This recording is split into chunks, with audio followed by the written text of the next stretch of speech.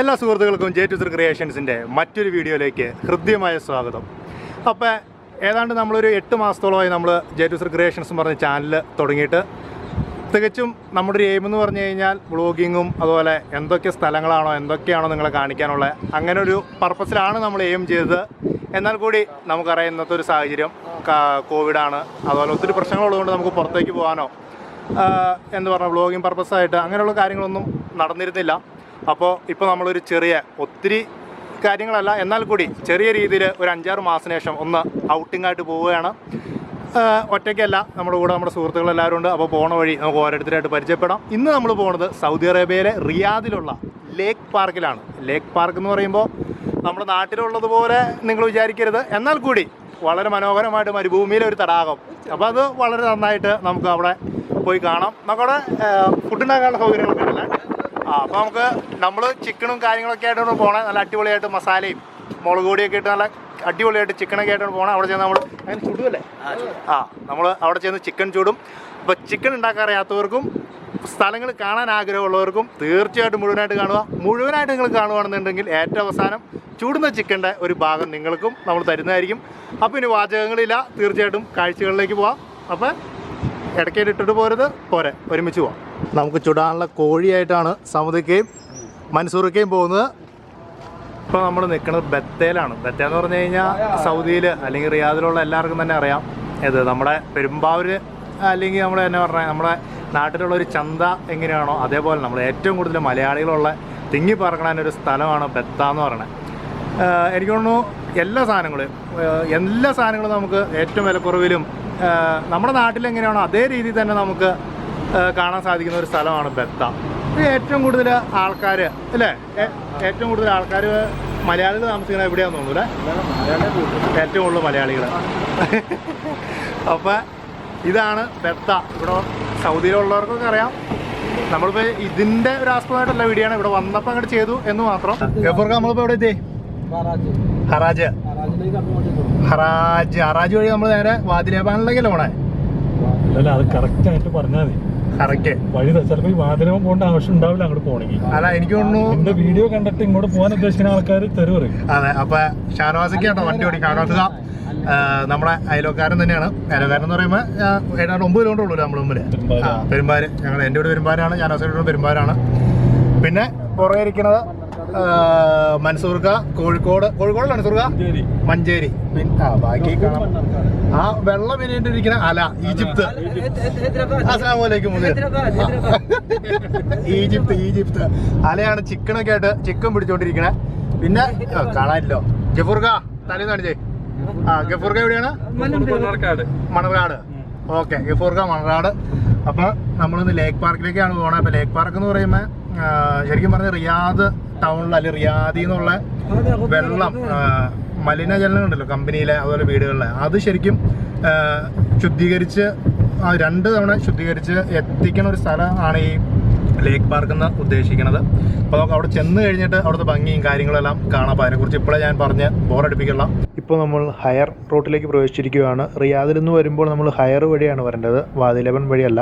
ആ കാണുന്നത് റിയാദിലുള്ള ഒരു വലിയ സിമൻറ്റ് ഉൽപ്പാദിപ്പിക്കുന്ന ഫാക്ടറിയാണ്. ഈ കാണുന്നതാണ് നമ്മുടെ റിയാദിലെ മെട്രോയുടെ ഒരു സ്റ്റേഷൻ. നല്ല അതിമനോഹരമായിട്ട് പണികഴിപ്പിക്കുന്ന മെട്രോയുടെ സ്റ്റേഷനാണ് ആ കാണുന്നത്. വഴിയോരങ്ങളെല്ലാം വൃത്തിയുള്ളതും വളരെ മനോഹരവുമായി തന്നെ അവർ സൂക്ഷിച്ചിട്ടുണ്ട്. വെള്ളിയാഴ്ച അവധി ദിവസം ആയതുകൊണ്ട് തന്നെ പൊതുവെ റോഡുകളിലൊക്കെ നല്ലൊരു തിരക്ക് നമുക്ക് കാണാൻ സാധിക്കും. ലേക്കിലേക്ക് പോണ വഴി ഒരു ചെറിയ സൈറ്റ് സീനിങ് എന്ന് പറഞ്ഞാൽ പള്ളിയാണ്. ഓക്കെ, അത് കണ്ടപ്പോൾ ഒന്ന് നിർത്തിയതാണ്, നിങ്ങളെയും കൂടി ഒന്ന് കാണിക്കാമെന്ന് വിചാരിച്ചു. നല്ല ഭംഗിയുള്ള സ്ഥലമാണ്. ഇതേതാ ഈ പള്ളിയുടെ പേരെങ്ങനെയൊക്കെ? അതിൻ്റെ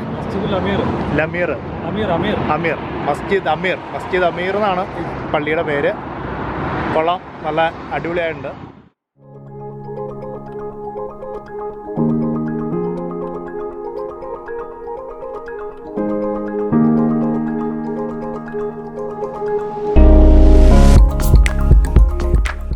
വണ്ടിയുടെ പാർട്ടുകൾ സെക്കൻഡ് ഹാൻഡായി ലഭിക്കുന്ന സ്ഥലമാണിത്. അതുപോലെ ഇടിച്ച വണ്ടികൾ സൂക്ഷിക്കുന്ന കൂടിയാണ്.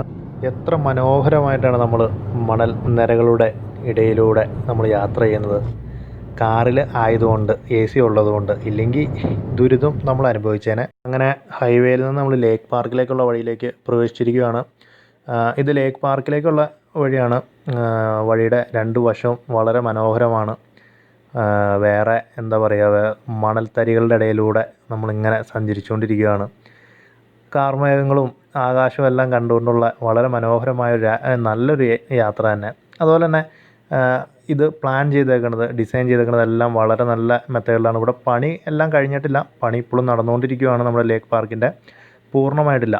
അപ്പോൾ ഇത് നമ്മൾ ലേക്ക് പാർക്കിലേക്ക് എൻട്രി ചെയ്യുന്നതാണ് ഈ കാണുന്നത്. ലേക്ക് പാർക്കിൻ്റെ ഒരു ടോപ്പ് സൈഡിൽ നിന്നുള്ള വ്യൂ ആണിത്.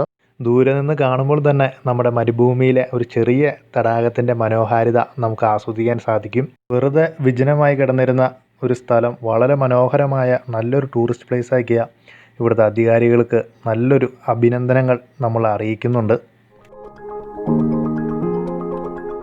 അങ്ങനെ നമ്മൾ എത്തിയിരിക്കുകയാണ് സുഹൃത്തുക്കളെ ലേക്ക് പാർക്കിൽ. ലേക്ക് പാർക്കിൻ്റെ വലിയ പാർക്കിംഗ് ആണ് കാണുന്നത്. വെള്ളിയാഴ്ച ആയതുകൊണ്ട് തന്നെ നല്ല തിരക്കുണ്ട്. നല്ല തിരക്ക് നമുക്ക് പാർക്കിങ്ങും കിട്ടിയിട്ട് കഷ്ടപ്പെട്ടാണ്. അപ്പോൾ നിങ്ങൾ വരുമ്പോൾ ഒരു 3 മണി ഒക്കെ ആകുമ്പോൾ ഇവിടെ വരാൻ പറ്റുന്ന വരിക. കാര്യം ചെറിയ ചൂടെടുക്കുന്നുണ്ടെങ്കിലും പാർക്കിങ്ങും കിട്ടാൻ സൗകര്യം ഒരു 3 മണി ടൈമിലൊക്കെ തന്നെയായിരിക്കും. ഓക്കെ, ഇത് എനിക്കൊണ്ട് ഇപ്പോൾ ഒരു 1-2 കിലോമീറ്ററിൻ്റെ അടുത്ത് 2 കിലോമീറ്റർ അടുത്ത് നീട്ട് പാർക്കിംഗ് ഉണ്ടെന്ന് തോന്നുന്നു അല്ലേ? ഏതാണ്ട് 2 കിലോമീറ്ററിൻ്റെ അടുത്തോളം പാർക്കിംഗ് നീണ്ടു കിടക്കുന്നുണ്ടോ. ഇപ്പോഴും ആൾക്കാർ വന്നുകൊണ്ടിരിക്കുകയാണ്. ഇനിയിപ്പോൾ ഒരു 5 മണി സമയമൊക്കെ ആകുമ്പോൾ ഇനി ഫുഡ് ഉണ്ടാക്കൽ കാര്യങ്ങൾ ഇപ്പോൾ എല്ലാവരും ഫുഡ് ഉണ്ടാക്കുന്ന കാര്യങ്ങളൊക്കെയാണ്. അപ്പോൾ ഇനി നമുക്ക് നേരെ ലേക്ക് പാർക്കിലേക്ക് പോകാം. ലേക്ക് പാർക്ക് എന്താണെന്നുള്ളത് നമുക്ക് കാണാം. അപ്പോൾ ഞാൻ ആദ്യം പറഞ്ഞ പോലെ തന്നെ നമ്മൾ റിയാദ് ഭാഗത്തു നിന്നുള്ള എന്താ പറഞ്ഞാൽ മലിനജലം ശുദ്ധീകരിച്ച് വരുന്ന ഭാഗമാണിത്. ഇവിടെ മീനുകൾ കാര്യങ്ങളെല്ലാം ഉണ്ട്. ഈ കാണുന്നതാണ് ലേക്ക് പാർക്ക്. സംഭവം അടിപൊളിയാണ്. ഏറ്റവും കൂടുതൽ എനിക്ക് തോന്നുന്നു മലയാളികൾ തന്നെയാണ് ഇവിടെ ഏറ്റവും കൂടുതൽ. സൗദികളൊക്കെയും ഏറ്റവും കൂടുതൽ ഇവിടെ വന്നത് മലയാളികൾ തന്നെയാണ്.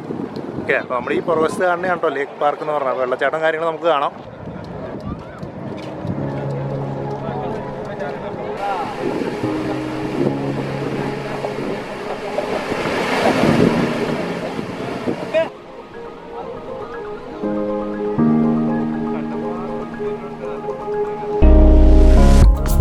മരുഭൂമിയിലുള്ള ലേക്ക് പാർക്ക്. നമ്മുടെ നാട്ടിലൊരു എന്നാ പറഞ്ഞാൽ നമ്മുടെ തോടിൻ്റെ അത്രയൊക്കെ വെള്ളമുള്ളൂ. പക്ഷേ ഇവിടത്തെ സംബന്ധിച്ച് വലിയൊരു സംഭവം തന്നെയാണ്. ഇവിടെ സെക്യൂരിറ്റി നമ്മളെ ഓടിക്കാൻ തന്നെയാണെന്ന് തോന്നുന്നു കേട്ടോ.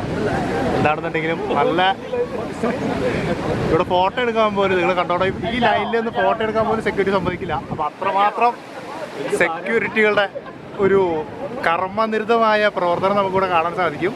സംഭവം അടിപൊളിയാണ്. ഫാമിലിയായിട്ട് വരാം, നമുക്ക് ഫുഡ് ഉണ്ടാക്കാം. പക്ഷേ കുഴപ്പമെന്ന് പറഞ്ഞാൽ ഒരു പച്ച വെള്ളം നമുക്ക് മേടിക്കാൻ കിട്ടില്ല. തീർച്ചയായിട്ടും വെള്ളം, ഫുഡ് കാര്യങ്ങളെല്ലാം നിങ്ങൾ കൊണ്ടുവരേണ്ട ഇതായിട്ടിരിക്കണം. അങ്ങനെയൊക്കെയാണെന്നുണ്ടെങ്കിൽ ഒരു 4 മണി ടൈമിൽ വന്നു കഴിഞ്ഞാൽ നല്ല അടിപൊളിയായിട്ട് നമുക്ക് എന്താ ഒരു ലേക്ക് പാർക്ക്, ഒരു ചെറിയ വെള്ളച്ചാട്ടം. അതിരപ്പള്ളിനെയൊന്നും നമ്മൾ മനസ്സിൽ കണ്ടുകൊണ്ട് ഇവിടെ വരണ്ട. ചെറിയ നമ്മുടെ ഒരു തോടൊക്കെ മനസ്സിൽ കണ്ടുകൊണ്ട് വന്നാൽ മതി. മരുഭൂമിയിലൊരു മരുപ്പച്ച അങ്ങനെ വിചാരിച്ച് വന്നു കഴിഞ്ഞാൽ അടിപൊളിയായിട്ട് നമുക്ക് പോകാം. അപ്പോൾ നമുക്കിനി ഈ ഒരു പരിപാടി മാത്രമല്ല, നമുക്കിനി നമ്മുടെ മെയിൻ പരിപാടി എന്ന് പറഞ്ഞാൽ കുക്കിംഗാണ്. കുക്കിങ്ങിനുള്ള ഒരു ബാച്ച് വണ്ടി നമുക്ക് വരാനുണ്ട്. അപ്പോൾ അതും കൂടി വന്നു കഴിഞ്ഞിട്ട് വേണം നമ്മുടെ കലാപരിപാടിയിലേക്ക് കിടക്കാൻ. അപ്പോൾ നമുക്കിനി കാഴ്ചകൾ കാണാം.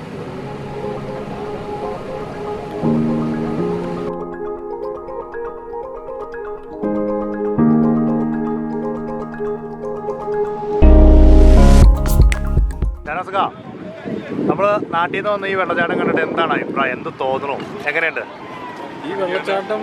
നാട്ടിലത്തെ നമ്മുടെ ഒരു ചെറിയൊരു കനാലിൽ ഒഴുകുന്ന വെള്ളമാണ് ഇതിൽ ഒഴുകുന്നത്. സെക്യൂരിറ്റിയുടെ കർമ്മബോധവും ഇതൊക്കെ കണ്ടു കഴിഞ്ഞാൽ എന്തോ ഒരു വലിയൊരു നമ്മുടെ അതിരപ്പള്ളി വെള്ളച്ചാട്ടം.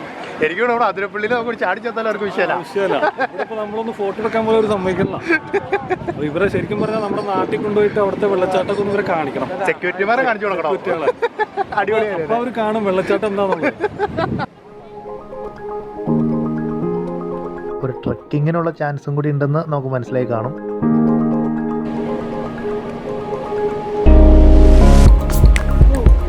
എന്തിനോ വേണ്ടി തിളയ്ക്കുന്ന സാമ്പാർ എന്ന് പറയുന്ന പോലെ എന്തിനോ വേണ്ടി പനയും ചാരി നിൽക്കുന്ന ചെറുപ്പക്കാർ.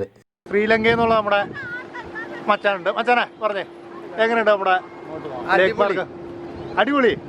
മച്ചാനും ശ്രീലങ്കയിലൊന്നും ഇല്ലാത്തോണ്ടായിരിക്കും. എന്തായാലും കുഴപ്പമില്ല, അടിപൊളി എന്ന് പറഞ്ഞിട്ടുണ്ട്. നമ്മൾ ലേക്ക് പാർക്കിൽ വന്ന് ചെറിയൊരു ചായ കൂടിയാണ്, നമ്മളെല്ലാവരും ഉണ്ട്, എല്ലാവരും കൂടി ഒരു ചായ കൂടിയാണ്. അച്ഛാ വേറെ ഒരു ഹായ് കൊടുത്തരാം കേട്ടോ.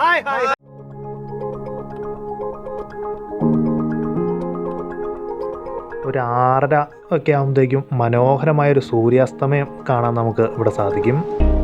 പള്ളിയിൽ നിന്ന് ബാങ്ക് വിളി കേട്ട് കഴിഞ്ഞാൽ അത് എന്ത് തിരക്കായാലും എവിടെയാണെന്നുണ്ടെങ്കിലും നിസ്കരിക്കുക, പ്രാർത്ഥിക്കുക, അതിനുള്ള സമയം കണ്ടെത്തുക. അത് ശരിക്കും നമ്മളൊക്കെ കണ്ടു പഠിക്കേണ്ട അല്ലെങ്കിൽ ഒരു മാതൃകയാക്കേണ്ട കാര്യമാണ്. നമുക്കൊന്നും ഒരു നേരം പോലും പ്രാർത്ഥിക്കാൻ സമയമില്ല. അപ്പോൾ നമ്മളിത് നമ്മുടെ കോഴിയുടെ പരിപാടിയിലേക്ക് കടന്നിരിക്കുകയാണ്. ലേക്ക് കണ്ടു, നമ്മൾ ചെറിയൊരു കറക്കം കഴിഞ്ഞു, വീണ്ടും കോഴിയുടെ പരിപാടിയിലേക്ക് കടന്നിരിക്കുകയാണ്. അല, ഈജിപ്തിൽ നിന്നുള്ള അലയാണ് കർപ്പൂരം വെച്ച് നമുക്ക് കോഴി ഇടാനുള്ള കാര്യങ്ങളൊക്കെ സെറ്റായിക്കൊണ്ടിരിക്കണേ.